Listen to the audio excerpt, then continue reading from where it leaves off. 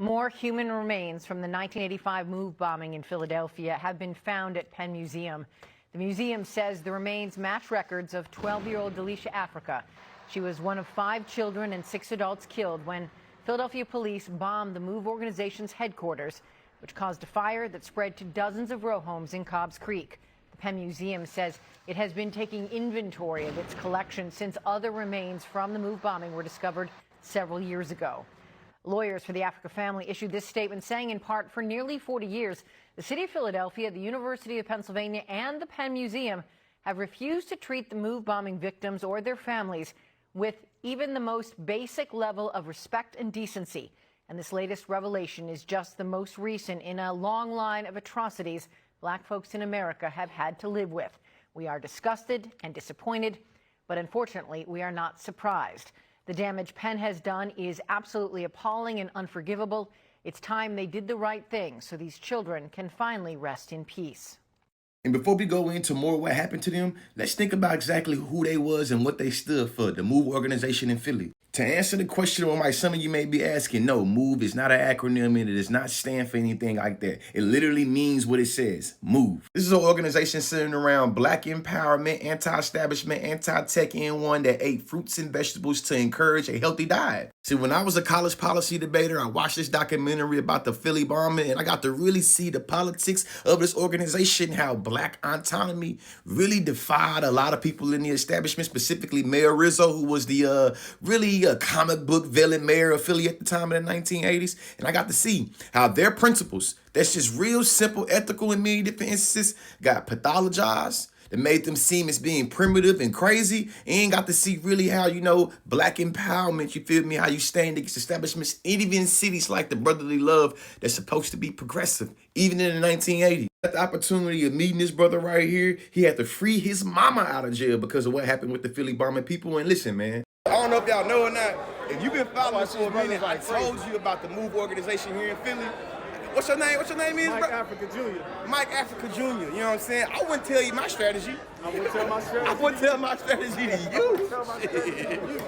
My mom. And just for context, so y'all know what I was referencing right there, I'm finna show y'all a little clip of the documentary. Mike Africa Jr. told me that this is his uncle. Hey, y'all, the young college me feels so like, that was clever when he said it. Here it is right here. Try to come in here and get you out. What are you going to do? We're going to do what's necessary, man. What is that? But first, understand why he's coming in here. What are you going to do? All right? We're going to do what's necessary. What is that? The strategy of John Africa. What is that? Our only defense. What is that? The strategy of John Africa. You aren't telling me anything. You're just saying the strategy. Hey, I wouldn't tell my strategy to you. I never forget that part of the documentary, because when that man was like, I never tell my strategies to you, because the reporter kept on asking him, what's your strategy, what's your strategy? And he would only say the strategies of John Africa. At that time in debate, we were talking about surveillance and how a lot of us, in terms of resistance movements, how to have, orientations that's opaque. You feel me? Getting into those theories of opacity. And though I don't plan on getting into the specifics of John Africa's strategy in this video, I can tell you some of his teachings. John Africa taught the movement organization 2 principles, the principle of loving and the principle of caring. In today's terms, this group would have been seen as an environmentalist group that was looking to just preserve clean air and making sure the land they was able to live on, they was able to live off on. MOVE was a group founded in Philadelphia. MOVE advocated for freedom from oppressive systems and often clashed with city authorities who disapproved of their Black liberation politics and their communal lifestyle. The tension between MOVE and the police was not something that was new. In 1978, an earlier confrontation between MOVE and the police ended in violence, and by 1985, officials had labeled MOVE a terrorist organization, and alleged neighborhood complaints of noise and sanitation issues were used as justification for further action, and that action turned deadly. The city issued warrants to arrest certain members and evict the group from their West Philly home.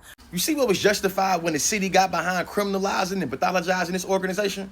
Now let's get into what happened from the words of Mike Africa Jr. right here. Take it away, bro. In 1958, Louise James Africa bought her house on 6221 Osage Avenue for $8,000.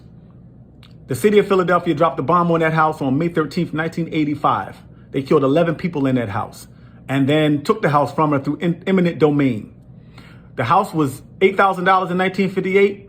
In order to get our house back after being stolen from us, after 30 plus years of being a police, some kind of police substation or whatever it was, the family, myself and my brothers and sisters, trying to get the house back, and the city charging us $400,000 and are supplying zero support to help us get our house back. Between gentrification and inflation, the only way to get reparation is to do for self. Please support Reclaim Osage. On the move.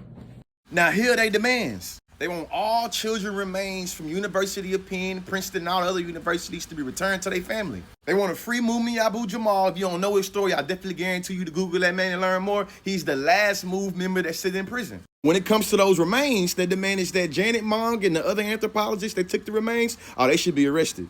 Education is elevation. I hope you learned something new today, man.